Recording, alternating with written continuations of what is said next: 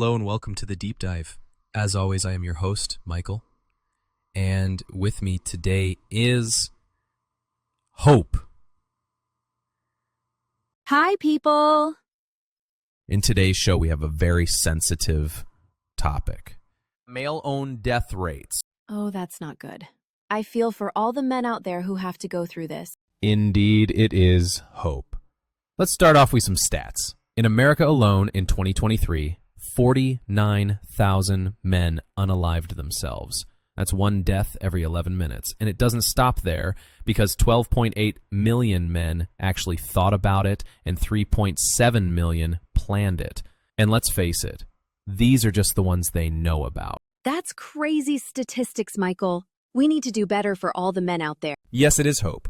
And you're right. We certainly do need to do better to help men out there. There isn't enough help for not only men, but anyone out there. You go through problems and all the world seems to do is direct you to the doctors, who then prescribe you medication or give you an option for talking to people who have a piece of paper to say they're qualified for such problems. In what world does a piece of paper give you the ability to understand how or even why people do this or go through this?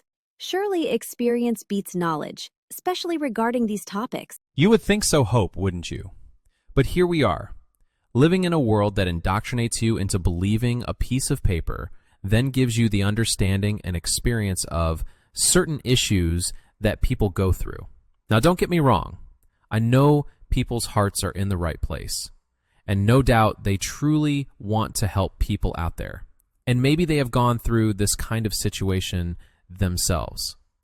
However, everyone's circumstances are completely different. And in some cases, you'll be labeled as a crazy person or something. So you could make your situation even worse. So maybe fear is why most men do not seek out the help they so badly need. Yes, Michael, I know all people want to do is help, but a piece of paper really doesn't give you any experience whatsoever in actually helping people. And I'm sorry, but most of these people probably haven't ever been through anything like what most men go through. And not only that, it's mostly women who do these talks, which really isn't very proactive at all. Indeed. There has to be something out there that doesn't entail taking medication or talking to someone with absolutely no experience within these fields. Let's get back to these stats. Have you got some you can read out for us, Hope? Yes, Michael, certainly. So the stats I have are from the UK, and the next ones are from the entire world. So in the UK, 7,055 men unalived themselves in 2023. Males aged between 45 to 49 were of the highest. And in the whole world, the numbers are at a whopping 703,000 men. To put it into an easier perspective, a man unalives himself every 40 seconds around the world. Every 40 seconds. That's insane. Going a little off topic here, and not to get into any conspiracies, but I've done extensive research on this matter. It's around medication. And the problem we have is if you don't take these medicines regularly, or you stop and start them all the time, then they can actually be worse for you. And this can equate to people actually unaliving themselves, all because of the medication that they've been put on to help them not commit these acts. So in reality, it's probably best to not even go on medication at all. I agree, Michael. I have researched into this topic too, and found that there are some serious side effects associated with these medications, especially if you don't take them regularly or forget to take them. What would you suggest, Michael? Well, to me, there really is only one way out there. It's worked for me. It's worked for millions of people worldwide, and it doesn't cost you a penny. It is, of course, seeking out the Lord Jesus Christ. Now, don't get me wrong.